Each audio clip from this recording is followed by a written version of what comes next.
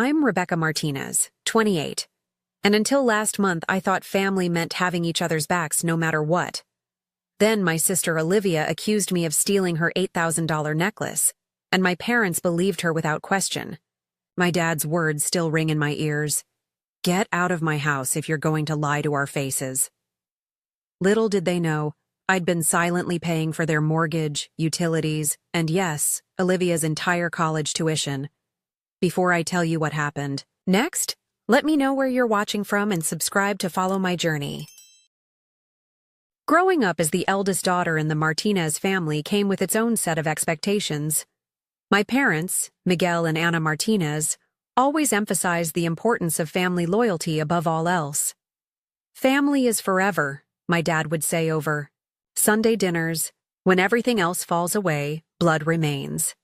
Those words became my mantra through childhood and early adulthood, shaping every decision I made. Our family of 4 lived in a modest suburban home in Connecticut that my parents had purchased during better financial times. Dad owned a construction company that had once been thriving, employing 15 people at its peak. Mom worked as an administrative assistant at the local high school, bringing in a steady but modest income. We weren't wealthy, but we were comfortable enough that I never worried about basics growing up. Everything changed during the 2008 recession. Dad's business took a devastating hit when several major clients went bankrupt, owing him hundreds of thousands of dollars. Within 18 months, he had to lay off all his employees and eventually file for bankruptcy himself. The shame of failure weighed heavily on him, and though he found work as a foreman for another company, his income was cut by more than half. As if financial disaster wasn't enough, Mom was diagnosed with rheumatoid arthritis that same year. The medical bills started piling up despite their insurance, and their savings dwindled rapidly. They remortgaged the house twice to stay afloat. By the time I graduated college in 2018, they were barely making ends meet, though they tried desperately to hide it from my sister and me. Olivia is 7 years younger than me. While I witnessed our family's financial decline and understood the gravity of our situation, she remained largely sheltered from these realities. My parents, especially Dad, were determined that at least one of their daughters would have a normal childhood. This meant that while I got used textbooks and worked part-time jobs throughout high school and college, Olivia continued getting new clothes, the latest phone models, and even a car for her 16th birthday. I never resented my sister for this. It wasn't her fault that our parents chose to shield her from financial reality, but it did create a fundamental difference in how we viewed money and responsibility. Where I became thrifty and self-reliant, Olivia developed expectations that her needs and wants would always be met without much effort on her part. After graduating with a degree in computer science, I was fortunate to land a job at a growing tech company. My starting salary was decent, and I quickly proved my value, earning 3 promotions in as many years. By 25, I was making 6 figures as a senior developer, with stock options that added substantially to my net worth. I bought a small, but modern apartment just 20 minutes from my parents' home and established myself as financially independent. It was during a casual visit home 3 years ago that I discovered just how dire my parents' financial situation had become. While Mom and Olivia were out shopping, Dad received a call that he took in the garage. Curious about his hushed tone, I quietly followed and overheard him pleading with the mortgage company for an extension on their late payment. After he hung up, I found him sitting in his old pickup truck, head in hands, crying silently. That moment changed everything. When I confronted him, his pride initially made him defensive, but eventually, the truth came out. They were 3 months behind on their mortgage. Mom's medical bills had created substantial debt, and they had been using credit cards to cover basic expenses for months. The final blow was Olivia's college acceptance to an expensive private university with a $45,000 annual tuition. They had promised her they would cover it, unwilling to disappoint her or admit they couldn't afford it. That night, I made a decision that would alter our family dynamics forever. Though none of us realized it at the time, I offered to help temporarily with some bills until they got back on their feet. Dad reluctantly agreed, but with one condition: Olivia must never know.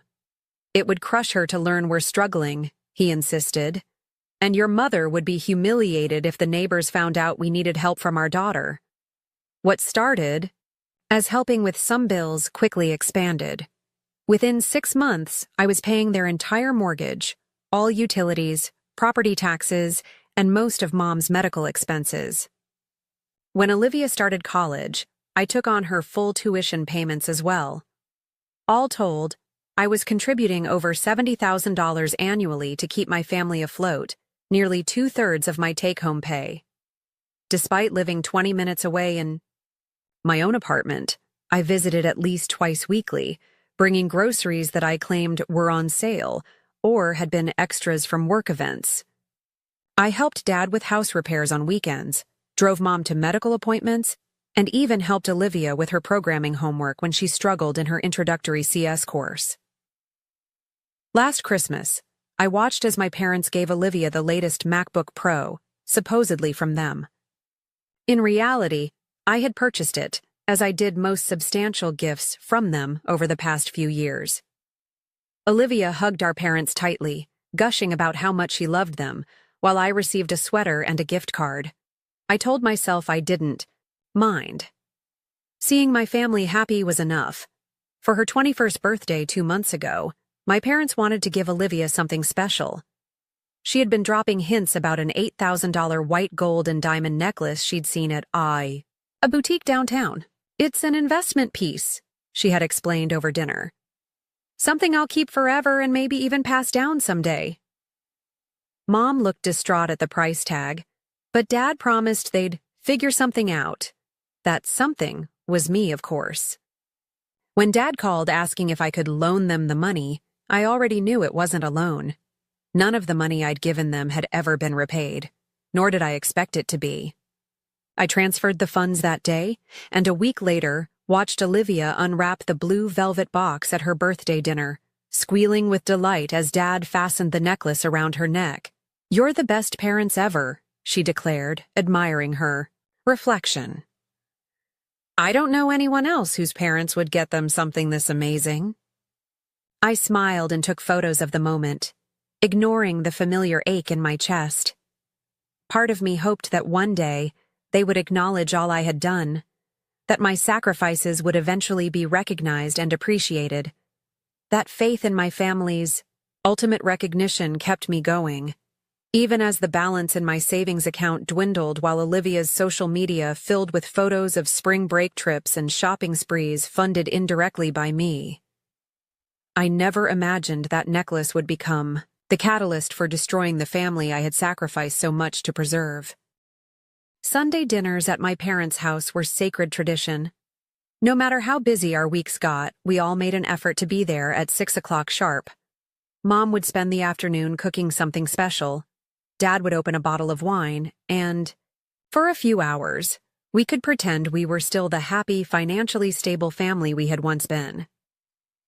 That particular Sunday started like any other. I arrived early to help Mom prepare her specialty, chicken enchiladas with homemade salsa verde. Dad and Olivia were watching a basketball game in the living room, occasionally cheering or groaning depending on the score. Everything felt normal, until halfway through dinner when Olivia suddenly put down her fork. "Has anyone seen my necklace?" she asked, her hand instinctively touching her bare throat. "The diamond one from my birthday. I was going to wear it tonight but couldn't find it in my jewelry box." "Did you check your dresser?" Mom suggested. "Sometimes you leave things there when you're in a hurry." Olivia shook her head. "I always keep it in the blue velvet box. It's too valuable to leave out." "When was the last time you wore it?" I asked, genuinely concerned. I knew how much that necklace meant to her, regardless of who had actually paid for it. "Last weekend at Melissa's party," she replied. "I definitely put it back in its box when I came home." Dad's brow furrowed. "Are you sure? You were pretty tipsy when you got back from that party." "I wasn't that drunk," Olivia protested, "and I specifically remember putting it away because I was worried about losing it." Dinner was temporarily abandoned as we all helped search for the missing necklace. I followed Olivia to her bedroom, helping her check every drawer and surface. We looked under the bed, in pockets of clothing, and even in the bathroom where she might have taken it off while getting ready. The more we searched without finding it, the more agitated Olivia became. "I don't understand," she muttered, growing increasingly frustrated. "It should be here." As the search expanded to the rest of the house, I noticed a subtle shift in the atmosphere. Olivia's eyes followed me when I entered rooms. When I offered to check the laundry room, she quickly said she'd already looked there, though I knew she hadn't. Small moments of tension began building, like static electricity before a storm. We returned to the dining table after an hour of fruitless searching. The enchiladas had gone cold, but we reheated plates in the microwave and tried to salvage dinner. The conversation was stilted, with Olivia unusually quiet. "You were in my room earlier today, weren't you, Rebecca?" she suddenly asked, her voice carrying an edge I hadn't heard before. I paused mid-bite, confused. "What?" "No, I came straight to the kitchen when I arrived. I thought I saw you coming out when I was heading upstairs. I went up to use the bathroom once, but I didn't go in your room," I explained, increasingly uncomfortable with her tone. Mom shifted in her seat. Dad glanced between us, his expression unreadable. "That's strange," Olivia continued, "because my door was open when I got back, upstairs, and I always close it. Maybe Mom went in to put away laundry?" I suggested. Mom shook her head. "No, I didn't do laundry today." The implication hung in the air like a bad smell. No one was outright accusing me of anything, but the suggestion was clear enough. "Olivia," I said carefully, "if you're implying what I think you are, you're wrong. I had absolutely no reason to go into your room, and I definitely didn't take your necklace." She shrugged, but her eyes remained suspicious. "I'm just trying to figure out what happened. It's an $8,000 necklace. It doesn't just disappear." "Well, it didn't disappear into my pocket," I said, trying to keep my voice level despite my growing indignation. Dad cleared his throat. "Rebecca, no one's accusing you of anything," he said, though his tone suggested otherwise. "But you have to admit, it's a bit of a coincidence that the necklace goes missing on a day you visit." "I visit twice a week, every week," I replied, stunned that he would even entertain the idea. "Are you seriously suggesting I would steal from my own sister?" "Of course not," Mom interjected weakly, though she didn't meet my eyes. "We're all just concerned." The remainder of dinner passed in uncomfortable silence. I offered again to help search, but Olivia declined, saying perhaps it would turn up on its own. The implication was clear. Once I left, maybe the necklace would mysteriously reappear. I drove home that night with a knot in my stomach. For the first time, I felt like an outsider in my own family. The people I had sacrificed so much for had just casually considered me capable of theft. It hurt more than I wanted to admit. Around midnight, my phone buzzed with a text from Olivia. "Just so you know, I've looked everywhere. It's definitely not in the house." I stared at the message, unsure how to respond. Before I could decide, another text came through. "If you took it as some kind of joke, it's not funny anymore. Just give it back and we can forget about it." Typed and deleted several responses before finally sending, "I didn't take your necklace, Olivia. I would never do that to you. I hope you find it soon." Her reply was almost instantaneous. "Whatever. Just know Mom and Dad are really upset." Sleep eluded me that night as more messages arrived, each more accusatory than the last. By morning, it seemed my sister had fully convinced herself I was a thief, and based on her texts, my parents weren't far behind in that belief. What had started as a simple missing item had somehow morphed into a referendum on my character, and apparently, I was failing. The next morning, I woke to several missed calls from both my parents. Rather than returning them immediately, I decided to drive over and address the situation in person. If there was a misunderstanding, surely we could clear it up face to face.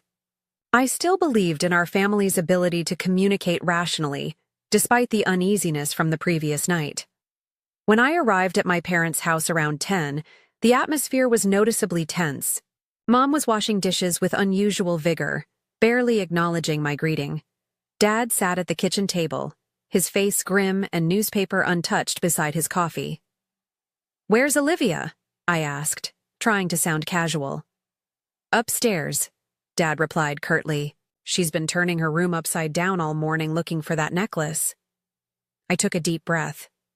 "Look, I understand everyone's upset, but I need to make it absolutely clear that I had nothing to do with its disappearance." Before Dad could respond, Olivia appeared in the doorway, her expression a mixture of anger and what looked almost like triumph. "Then how do you explain this?" she demanded, holding up her empty blue velvet jewelry box. "I found it in your old bedroom, shoved under the bookshelf." I stared at her, genuinely confused. "That's impossible. I haven't been in that room in weeks." "Well, the box didn't walk there on its own," Dad said, standing up. His voice had taken on an aggressive edge I rarely heard directed at me. "Rebecca, if you're in some kind of financial trouble, you should have come to us instead of doing something like this." The irony of his statement was so profound I almost laughed. Me in financial trouble? When I was the one keeping their entire household afloat? "Dad, this is ridiculous. I don't need money, and I certainly wouldn't steal from my own sister." "Then how did the box get in your room?" he demanded. "It's not my room anymore. I haven't lived here in years. Anyone could have put it there, including Olivia," I added, the implication clear. Olivia gasped dramatically. "Are you saying I planted it? Why would I do that?" Mom finally turned from the sink. "Please, let's not fight. I'm sure there's an explanation." "Yes, there is," Dad said, his voice rising. "The explanation is that someone took that necklace, and the evidence points to Rebecca." I felt my face flush with anger and hurt. "What evidence? An empty box that could have been placed by anyone? That's not evidence, that's a setup." "Why would anyone want to set you up?" Dad challenged. "I don't." "No. Why would I want to steal a necklace when I make more than enough money to buy my own if I wanted one?" Throughout this heated exchange, I noticed something odd about Olivia's behavior. While she appeared distressed when my parents were looking at her, I caught a different expression when their attention was elsewhere. A slight curl of satisfaction at the corner of her mouth, quickly masked when she realized I was watching. "Let's check the security camera," I suggested. My parents had installed a basic security system last year, with a camera covering the front, chapter and driveway. It would show if anyone left the house with something. Dad nodded stiffly, and we gathered around his laptop as he pulled up the footage from the previous day. We watched my arrival at 4 o'clock, empty-handed except for a bag of groceries. Various angles showed nothing suspicious throughout the evening, and when I left around 9, I carried out only my purse and phone. The footage wasn't particularly high quality, but it was clear enough to see I hadn't taken a distinctive jewelry box. "She could have put it in her purse," Olivia insisted. "My purse isn't big enough to fit that box without being obviously misshapen," I countered. "Maybe you took just the necklace then," she pressed. "It would fit in a pocket." Dad rubbed his temples. "Rebecca, if you needed money, you could have sold it. $8,000 would solve a lot of problems." The conversation was becoming increasingly absurd. While they continued speculating about my potential financial motives, my phone buzzed with a payment reminder. Ironically, it was for their mortgage, due in 3 days. Out of habit, I authorized the payment right there. $3,000 transferred from my account to cover their housing for another month. No one noticed, as I performed this act of family support even while being accused of theft. "I don't need to sell a stolen necklace," I said, putting my phone away. "I'm financially stable." "Everyone has problems," Mom said softly. "Even successful people get into trouble sometimes." I stared at her, hurt that she too seemed to believe I was capable of this. "Mom, I haven't taken anything. I wouldn't." "Then why was the box in your room?" Dad demanded again, as if repetition would somehow change the facts. "I told you I don't know, But there are plenty of explanations that don't involve me being a thief. As the accusations continued, I noticed Olivia typing on her phone, a slight smirk visible for just a moment. A terrible thought began forming in my mind. Was it possible she had deliberately engineered this situation? But why would she want to drive a wedge between me and our parents? "Look," I said finally, my patience wearing thin. "I understand the necklace is valuable and you're upset it's missing, but I've spent my entire life being honest and reliable. I've always been there for this family. Does it really make sense that I would suddenly decide to steal from you?" Dad's expression hardened. People change. And sometimes we don't know someone as well as we think we do. Those words cut deeper than he could possibly know. After everything I had sacrificed, after all the support I had provided without recognition or thanks, my character was being questioned based on nothing but circumstantial evidence and my sister's accusations. "I think you should leave until we figure this out," Dad said finally. "Your mother is upset, and your presence is just making everything worse." I looked to Mom for support, but she averted her eyes, silently accepting Dad's decision. Olivia stood in the background, and for a split second, I caught that expression again. Not sadness or confusion, but satisfaction. As I gathered my things to leave, I felt a profound sense of injustice washing over me. This wasn't just about a missing necklace anymore. It was about trust, respect, and the painful realization that, despite everything I had done, my family would choose to believe the worst of me based on flimsy evidence. Walking to my car, I noticed Olivia watching from her bedroom window. Our eyes met briefly, and in that moment, I knew with absolute certainty. This was no misunderstanding. Something more calculated was at play, though I couldn't yet grasp why my own sister would want to destroy my relationship with our parents. 3 days passed with minimal communication from my family. Mom sent a few non-committal texts asking how I was doing, carefully avoiding any mention of the necklace. Dad remained silent. Olivia, meanwhile, had apparently been busy sharing her version of events with extended family members. This became painfully clear when I received a call from my Aunt Patricia, Dad's sister, asking if I would come to the house for a family discussion that evening. Her tone was gentle but firm, suggesting attendance wasn't optional if I wanted to remain part of the family. "Everyone wants to resolve this situation," she explained. "Your parents are very upset." "I'm upset too," I replied. "I've been accused of something I didn't do, and no one believes me." "That's why we need to talk," she insisted. 7 o'clock. "Please be there, Rebecca." I agreed. Not because I expected a fair hearing, but because I couldn't bear the thought of being estranged from my family. Despite everything, I still loved them and desperately wanted to clear my name. When I arrived that evening, the scene that greeted me felt more like an intervention than a family discussion. Dad and Mom sat on the living room couch. Aunt Patricia and Uncle Robert occupied the armchairs. Olivia perched on the piano bench, eyes red as if she'd been crying. My cousin Michael, who had never particularly liked me, stood by the fireplace with his arms crossed. "Rebecca," Dad began as soon as I sat down, "we've asked you here because this situation has gone on long enough. The necklace is still missing, and all evidence points to you taking it." "What evidence?" I demanded. "An empty box that anyone could have planted?" Olivia spoke up, her voice trembling theatrically. "I've been doing some research, and the pawn shop downtown doesn't require ID for items under $10,000. They pay cash on the spot." The implication was clear, and I felt my face flush with anger. "So now I've not only stolen your necklace, but pawned it? This is absurd." "Is it?" Dad challenged. "You've been acting strange lately. Distracted, checking your phone all the time, making excuses to leave early." I almost laughed at the bitter irony. The phone checking was to manage their bills. The early departures were to make it to my second job, which I'd taken on 6 months ago to help cover Olivia's study abroad program for the upcoming semester.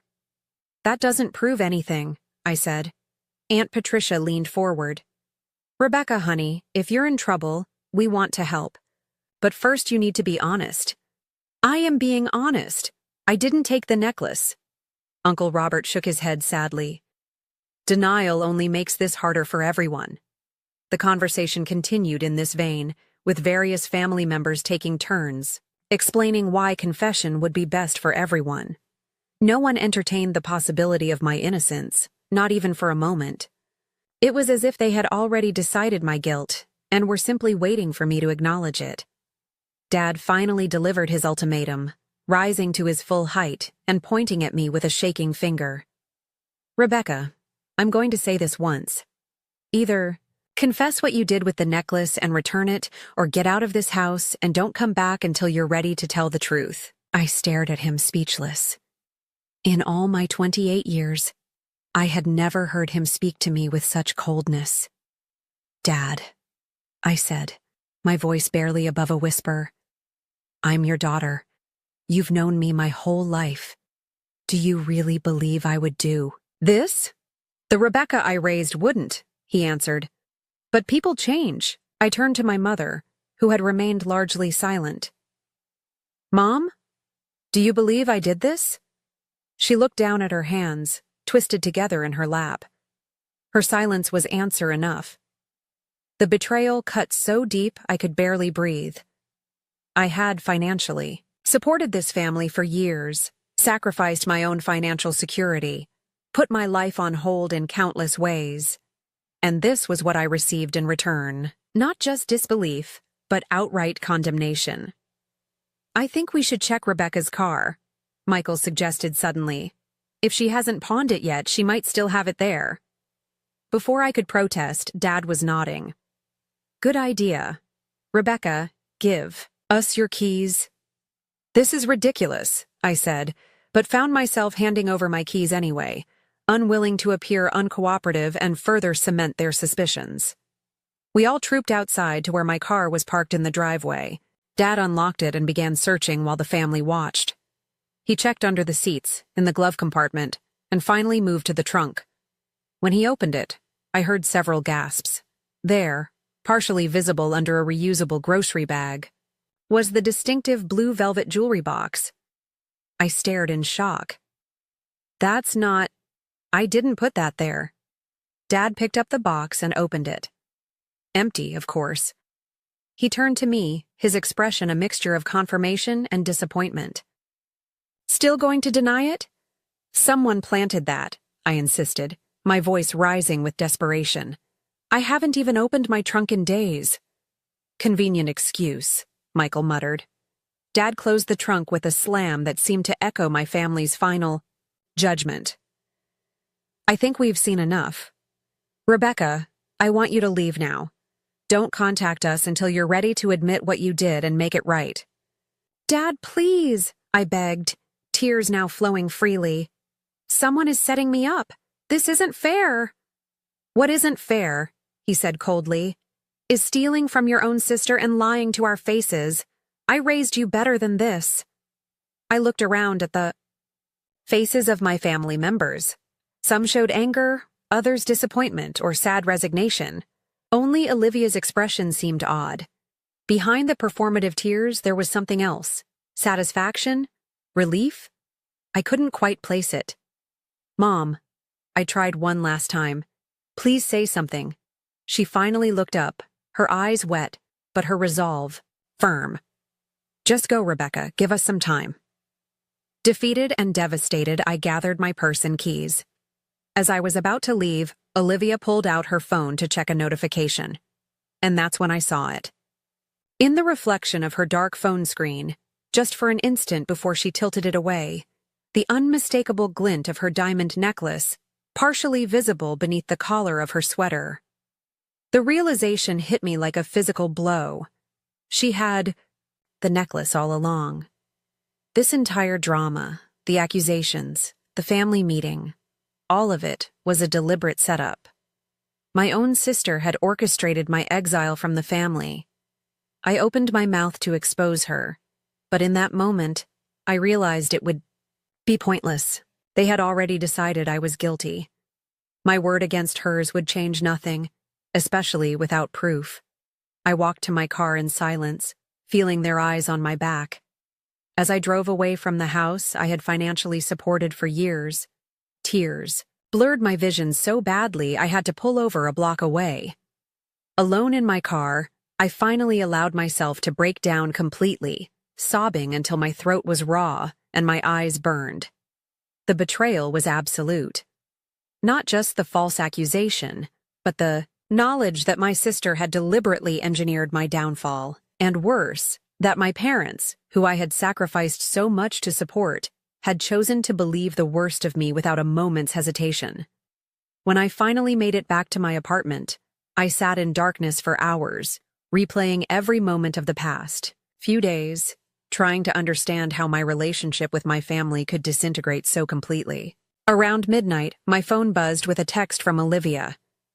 "Hope you're happy now. You've upset everyone." The sheer audacity of her message, after what she had done, crystallized something within me. This wasn't just about a necklace. It was about years of imbalance, of unacknowledged sacrifice, of enabling destructive family dynamics. Something had to change, and it was clear now that I would have to be the one to change it. I woke the next morning feeling oddly calm. The emotional storm of the previous night had passed, leaving behind a clarity I hadn't experienced in years. I made coffee, opened my laptop, and began a systematic review of my financial situation. For the first time, I created a comprehensive spreadsheet detailing every dollar I had contributed to my family over the past 3 years. Mortgage payments, $108,000. Utilities, approximately $12,600. Property taxes, $22,500. Mom's medical bills, $47,800. Olivia's tuition and expenses, $151,200. Miscellaneous support including groceries, car repairs, and gifts, roughly $35,000. The grand total made me physically ill, $377,100 over 3 years. More than $350,000. Enough for a substantial down payment on a house. Enough to have fully funded my retirement accounts. Enough to have changed the trajectory of my own financial future. The spreadsheet also revealed uncomfortable truths about my current situation. My savings had dwindled to less than 2 months of living expenses. I had been making minimum payments on my own credit card to free up cash for my family's needs. My 401k contributions had been reduced to capture just the company match, far less than financial advisors recommended for someone my age. In short, I had been sacrificing my own financial health and future security for a family that had just accused me of theft and thrown me out of their lives. Around noon, I called Janet Perez, a financial advisor I had consulted briefly when I first started, earning substantial money. She agreed to see me that afternoon, and I brought my spreadsheet and supporting documentation to her office. "Rebecca," she said after reviewing the numbers, her expression a mixture of concern and disbelief, "this level of financial support is unsustainable.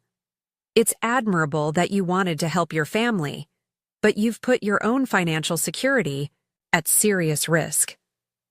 "I know that now," I admitted, "but I need to understand my options going forward. Am I legally obligated to continue any of these payments?" She shook her head firmly. "Absolutely not. Unless you've signed contracts specifically committing to these payments, which I'm guessing you haven't, you have no legal obligation to continue financial support. These were gifts, not legally binding commitments. Even the tuition payments? There's no way they could force me to continue those? The university has a contract with the student or whoever signed the tuition agreement, not with you as a third-party payer. If you've been making payments directly to the school without signing any documents, you can stop at any time." I felt a weight lifting from my shoulders. "What about the mortgage? My name isn't on it, but I've been making the payments for years." "Same principle applies. The mortgage agreement is between your parents and the bank. Your voluntary payments don't create a legal obligation to continue." To be absolutely certain, I also scheduled a consultation with a lawyer later that afternoon. Attorney William Chen confirmed everything Janet had told me. I had no legal obligation to continue financial support to my family. Any moral obligation, he pointed out gently, had to be weighed against their treatment of me and my own needs. Family financial support is a choice, not a requirement, he explained, especially when there's been a significant breach of trust. Armed with this information, I returned home and began gathering evidence of my financial support. Bank statements, showing transfers to my parents' accounts, records of direct payments to Olivia's university, utility bills in my parents' names with payment confirmations from my accounts. I organized everything chronologically in a binder, creating an irrefutable record of my contributions. As I worked, my phone rang. It was a number I didn't recognize, but I answered anyway, half expecting a collection agency looking for my parents. Instead, I heard a familiar voice. "Rebecca? It's Melissa, Olivia's roommate from freshman year." I hadn't spoken to Melissa in months, though we'd always been friendly. "Hi, Melissa. This is unexpected." "Yeah, I know. Look, I overheard something yesterday that I think you should know about. I was at the coffee shop near campus when Olivia came in with some friends. I was in the corner booth and they didn't see me." My heart began beating faster. "What did you hear?" She was bragging, Rebecca, about how she'd gotten rid of you. Those were her exact words. "I finally got rid of Rebecca." She was laughing about it, saying now your parents would stop comparing them to you all the time. The confirmation of my suspicions should have hurt, but instead, it fueled my resolve. "Did she mention a necklace?" "Yeah, she said something about hiding it and making it look like you took it. I couldn't hear everything, but it was definitely deliberate. I always thought you were really nice, so when I heard that, it didn't sit right with me." "Thank you for telling me, Melissa. I really appreciate it." After we hung up, I sat in silence for several minutes, processing this final piece of evidence. My sister's betrayal had been completely intentional, a calculated move to remove me from the family picture, and my parents had been all too willing to believe the worst of me, despite years of evidence to the contrary. With newfound determination, I began systematically canceling all automatic payments related to my family. The mortgage payments scheduled for next week, canceled. Utility auto payments, turned off. Olivia's tuition installment for the upcoming semester, withdrawn. For each cancellation, I documented the process and saved confirmation numbers. This wasn't just about cutting financial ties, it was about reclaiming control of my own resources and future. Next, I drafted a formal letter to my family. It was factual and unemotional, detailing the exact financial support I had provided over the years and informing them that, effective immediately, all such support was terminated. I included copies of key documents proving my contributions, enough to make the magnitude of my support undeniable without overwhelming them with the full binder of evidence. As I prepared to mail the letter, I hesitated briefly. Was I being too harsh? Would this cause genuine hardship, especially for my mother with her medical needs? I thought of alternatives. I could continue paying just for Mom's medical bills, perhaps, or give them a longer runway to adjust their finances. But then I remembered their faces as they accused me of theft, my mother's silent complicity, my father's cold dismissal, and Olivia's satisfied smirk as she orchestrated my family exile, while wearing the very necklace she had accused me of stealing. No, I decided. This clean break was necessary, not just for my financial well-being, but for my emotional health as well. They had made their choice, choosing to believe Olivia's lies over my lifetime of trustworthiness. Now they would have to live with the consequences of that choice. I sealed the envelope containing the letter and supporting documents, addressed it, and placed it beside my door to mail the next morning. Then I blocked Olivia's number on my phone, though I left my parents' lines open. If they wanted to apologize, I would listen. But I wouldn't subject myself to more accusations or manipulation. That night, I slept better than I had in years. The weight of unacknowledged sacrifice finally lifted from my shoulders. My family had failed me in the most fundamental way, but I would no longer fail myself. 3 days after mailing my letter, the first call came. My father, his voice a mixture of anger and panic. "What the hell is this, Rebecca? Some kind of joke?" "It's not a joke, Dad," I replied calmly. "Everything in that letter is true. I've been supporting this family financially for years, and this is how you've treated me in return. So this is revenge? Because we called you out about the necklace?" I almost laughed at the absurdity. "This isn't revenge. It's a consequence. You chose to believe I was a thief despite everything you know about me. You threw me out of the house, and the family. Why would I continue paying your bills after that? We relied on that money," he shouted. "Yes, you did. Without ever acknowledging it, without ever thanking me, without ever even telling Olivia that her precious college education was being paid for by the sister she set up to look like a criminal." There was a long pause before he spoke again. "What do you mean, set up?" "Olivia had the necklace all along, Dad. I saw it reflected in her phone screen the night you all confronted me.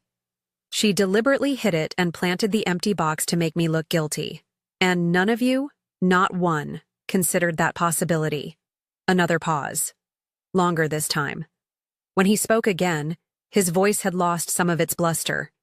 "You can't just cut us off without warning. The mortgage is due next week. I know exactly when it's due. I've been paying it for 3 years. Your mother's medication is covered by insurance for the next 30 days.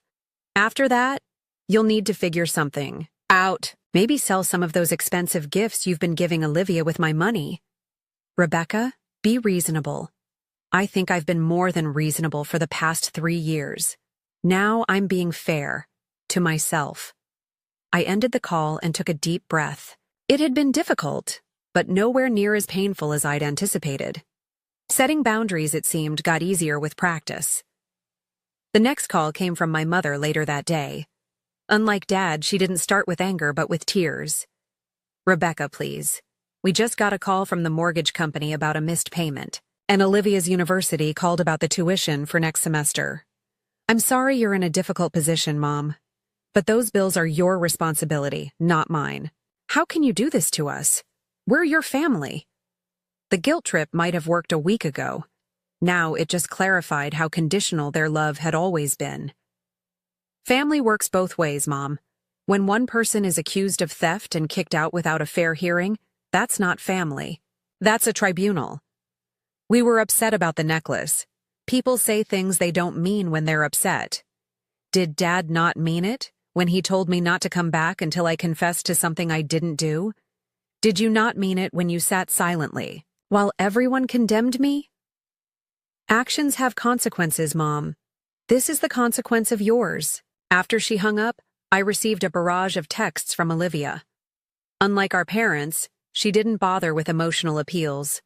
Her messages were direct accusations, calling me selfish, vindictive, and worse. I read them without responding, noting how quickly her mask of victimhood had fallen away now that her comfortable lifestyle was threatened. 2 days later, I received a call from an unknown number.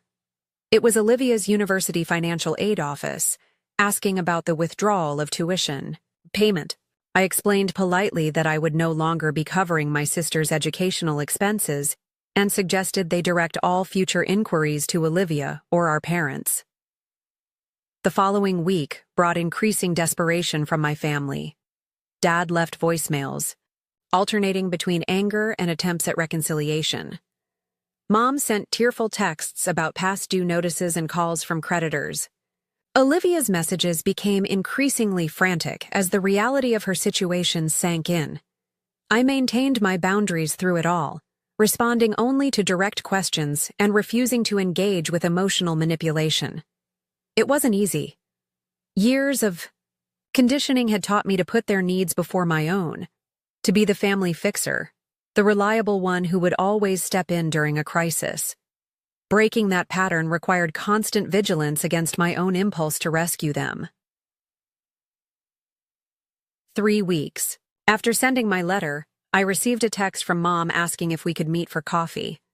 I agreed, choosing a neutral location and a short time frame to minimize the potential for drama. When I arrived at the cafe, I was surprised to find her alone. I had half expected the entire family to ambush me with another intervention. She looked tired, with new lines around her eyes and mouth. "Thank you for coming," she said as I sat down. "Of course," I replied, keeping my tone neutral. "There's something you should know," she began, her fingers nervously shredding a napkin. "Olivia confessed about the necklace." I nodded but said nothing. She had it all along. She said she was jealous of you, of how Dad always talked about how responsible and successful you are. She thought if she could make you look bad, maybe they'd stop comparing her to you all the time. "I know," I said simply. "I saw the necklace reflected in her phone that night at the house." Mom's eyes widened. "You knew? Why didn't you say something? Would anyone have believed me? You had all already decided I was guilty." She looked down, unable to meet my eyes. "We should have trusted you. I should have trusted you. I'm so sorry, Rebecca." Her apology seemed genuine, but I noticed it came only after Olivia's confession, not from her own realization that she had misjudged me. It also came after weeks of financial hardship, which made its sincerity questionable. "Thank you for telling me," I said carefully. "How are things at home?" She sighed. "Difficult. Your father had to ask for an advance at work to cover the mortgage. Olivia had to drop 2 classes because we couldn't pay the full tuition. She's taken a job at the campus bookstore, but it doesn't pay much." I nodded, acknowledging the information, without offering help. The old Rebecca would have immediately stepped in, offered to cover the most urgent bills, fallen back into the familiar role of family savior. But I wasn't that person anymore. "And the necklace?" I asked. "She sold it," Mom admitted. "About a week after you left. She needed the money for a spring break trip she'd already committed to. She never expected you to stop paying for everything. None of us did. The irony was almost too perfect. Olivia had accused me of stealing and selling the necklace, then done exactly that herself when financial reality hit. "I hope you understand why I had to step back," I said. It wasn't just about the accusation. It was about years of taking my support for granted, of never acknowledging everything I was doing for the family. Mom nodded slowly. "Your father found all the payment records, the mortgage, the utilities, Olivia's tuition. We had no idea it was so much. You knew I was helping. You just never asked how much." "We should have. I'm truly sorry, Rebecca. Not just for the necklace situation, but for everything. For taking advantage of your generosity for so long." We talked for another hour, more honestly than we had in years. She explained that Dad's pride had prevented him from acknowledging the extent of their financial dependence. I shared how hurt I'd been by their willingness to believe the worst of me. By the time we parted, something had shifted between us. Not forgiveness exactly, but a step toward understanding. That evening, Dad called. His apology was less eloquent than Mom's, but seemed genuine in its awkwardness. He struggled to find words for his regret, eventually settling on a gruff, "I was wrong about you, and I'm sorry for that." More sorry than I can say. Olivia was the last to reach out, sending a letter rather than calling. She admitted orchestrating the whole scenario out of jealousy and resentment that had built over years. "You were always the perfect one," she wrote. "I just wanted them to see you weren't so perfect after all. I never thought it would go so far. I never thought you'd stop paying for everything." Her apology, like our parents', seemed motivated at least partially by financial consequences rather than genuine remorse. Still, it was a start. A recognition, at least, of the harm she had caused. In the weeks that followed, our family began the slow, awkward process of redefinition. My parents took full responsibility for their finances for the first time in years. Olivia reduced her course load and worked part-time to contribute to her education. And I maintained my financial independence, rebuilding my savings and focusing on my own future. It wasn't easy. There were slips back into old patterns, attempts at manipulation, moments of resentment on all sides. But gradually, a new dynamic emerged. One based on respect rather than exploitation, on honesty rather than comfortable lies. And through it all, I discovered something unexpected. Strength I didn't know I possessed. The capacity to stand firm in my own worth, even when those I loved most tried to diminish it. The courage to demand the respect I deserved. The clarity to recognize that real love doesn't require endless sacrifice without acknowledgement. It was a painful lesson, but perhaps a necessary one. For all of us.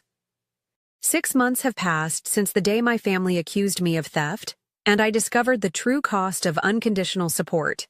In that time, I've rebuilt not just my finances, but my sense of self-worth and understanding of what healthy relationships should look like. The first few weeks after cutting financial ties with my family were surprisingly liberating. Without the constant drain on my resources, I was able to fully fund my emergency savings account for the first time in years. I increased my 401k contributions to the recommended 15% of my income. I even started researching investment, properties, something that had seemed impossibly distant while supporting 4 adults on one income. But financial recovery was only part of my journey. The emotional wounds inflicted by my family's betrayal ran deeper than I initially realized. 2 months after our confrontation, I started seeing Dr. Lena Thompson, a therapist specializing in family dynamics and boundary setting. What your family did, she told me during our first session, was a form of emotional abuse. They exploited your generosity, took you for granted, and then discarded you based on a false accusation.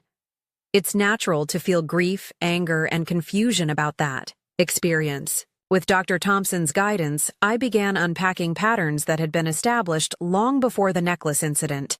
How I had been cast as the responsible caretaker from childhood. How my parents had subtly encouraged my sister's dependence, while expecting self-sufficiency from me. How I had derived my sense of worth from being needed rather than being valued for who I was. People who consistently put others' needs before their own often struggle with feelings of guilt when they start setting boundaries, she explained. Remember that boundaries aren't selfish. They're necessary for healthy relationships. Those words became my mantra on difficult days when doubt crept in. Was I being too harsh? Should I help with just one bill, just this once? Whenever those thoughts arose, I reminded myself that boundaries aren't selfish. They're necessary for healthy relationships. Around the same time I started therapy, I also began building a new social circle. For years, my family obligations had limited my availability for friendships. Now, with both time and financial resources at my disposal, I joined a hiking club, volunteered at a local coding boot camp for women, and reconnected with former colleagues. Through these connections, I discovered what genuine appreciation felt like. When I helped a boot camp student debug a challenging project, her heartfelt thanks meant more than years of unacknowledged family support. When I organized a weekend trip with my hiking group, their enthusiastic participation validated my efforts, in a way my family never had. My career also flourished without the constant financial pressure. I took on challenging projects I might have previously avoided due to time constraints, earning a promotion and substantial raise 4 months after the family confrontation. For the first time, that additional income went toward my own future, rather than supporting others who took me for granted. As for my family, our relationship evolved gradually and not without setbacks. My parents struggled to adjust to financial independence after years of relying on my support. Dad took on additional weekend work. Mom found a part-time job she could manage despite her health limitations. They downsized from the family home to a smaller, more affordable apartment. 3 months after our confrontation, Olivia sent me a lengthy letter that felt different from her initial apology. Where her first note had focused primarily on justifications and excuses, this one demonstrated genuine self-reflection. "I've been thinking a lot about why I did what I did," she wrote. It wasn't just jealousy of how mom and dad treated you. It was knowing, somewhere deep down, that I didn't deserve the lifestyle I had. That I hadn't earned it the way you earned everything in your life. It was easier to tear you down than to build myself up. I'm trying to do the hard work now. I got a second job this semester. I'm actually going to all my classes. For the first time, I'm paying for things with money I earned myself, and it feels different. Better, somehow. I don't expect forgiveness, but I wanted you to know I'm trying to change. Her letter touched me more deeply than I expected. Not enough to resume financial support, but enough to consider rebuilding some form of relationship. We started with occasional text messages, then coffee every few weeks. Our conversations were cautious at first, avoiding any mention of money or the necklace incident. Over time, we developed a tentative new dynamic, not the close sisterhood I had once imagined, but something more honest than what we had before. 4 months after the confrontation, I agreed to help my parents with a specific limited expense, Mom's specialized medication that wasn't fully covered by insurance. I made it clear this was a choice, not an obligation, and established firm boundaries around my contribution. The money would go directly to the pharmacy, not to them. The arrangement would be reassessed every 3 months, and most importantly, this support was conditional on continued respectful treatment. I'm willing to help with this specific need, I told them. But if there's ever another incident where my character is questioned without cause, or where my generosity is taken for granted, the support ends immediately and permanently. They accepted these terms without argument, a sign that perhaps they too had learned from the experience. Dad, in particular, seemed transformed by the ordeal. His pride had taken a significant hit when he had to admit his financial dependence on his daughter. But once that initial hurdle was crossed, he demonstrated genuine humility. I always thought providing for my family made me a man, he confessed during a rare heart-to-heart conversation. When I couldn't do that anymore, I felt like a failure. I let you take over because it was easier than admitting I had failed. That wasn't fair to you, and I'm sorry. 5 months after the confrontation, we attempted our first family dinner since the accusation. It was awkward at times, with conversations stalling whenever we approached sensitive topics. But there was also a new authenticity to our interactions. Without the unspoken financial arrangement underlying everything, we were forced to relate to each other simply as people, not as provider and dependents. Olivia, now working 2 part-time jobs while taking a reduced course load, spoke about her classes with newfound enthusiasm. It feels different when you're paying for it yourself, she admitted. I actually go to every lecture now. Funny how that works. Mom shared updates about her new part-time job at a local florist, where she arranged deliveries and helped with simple bouquets. It's not much money, she said, but it feels good to contribute something. Dad talked about the community college courses he was taking to update his construction management skills. Never too old to learn new tricks, he said with a self-deprecating smile. Should have done this years ago instead of just complaining about how the industry changed. As I listened to them describe their new lives, I felt a complex mixture of emotions, pride in their resilience, sadness for the years wasted in unhealthy patterns, hope for what our relationship might become, and underneath it all, a quiet confidence in my own worth that had been missing before. The journey hasn't been easy for any of us. There have been tense conversations, financial setbacks, moments of resentment on all sides. But through it all, we've moved toward something more honest and balanced than what we had before. Today, as I reflect on everything that's happened, I find myself grateful for the painful lesson that necklace incident taught me. Without it, I might have continued sacrificing my financial future indefinitely, seeking validation that would never come. I might never have discovered my own strength, or learned the crucial difference between supporting others and enabling dependency. The most important thing I've learned is that true family supports each other's growth, not each other's stagnation. Real love doesn't demand constant sacrifice without recognition. And self-respect isn't selfish. It's the foundation upon which all healthy relationships must be built. If you're in a situation where your generosity is being taken for granted, where your sacrifices go unacknowledged, where your character is questioned despite your consistent actions, please know this: you deserve better. Setting boundaries isn't selfish. Standing up for yourself isn't wrong. And sometimes, the most loving thing you can do, for yourself and others, is to stop enabling destructive patterns. I don't know what the future holds for my family. We're still navigating this new terrain, still learning how to relate to each other as equals rather than as provider and dependents. But whatever happens, I know I'll face it with a stronger sense of self-worth and clearer boundaries than I had before. Have you ever had to set difficult boundaries with loved ones? Or discovered that your generosity was being taken for granted? I'd love to hear your stories in the comments. Sometimes knowing we're not alone in these struggles can be the most healing thing of all. If this story resonated with you, please consider subscribing to my channel and sharing this video with someone who might need to hear it. Thank you for listening to my journey, and remember, you deserve relationships that value you for who you are, not just what you provide.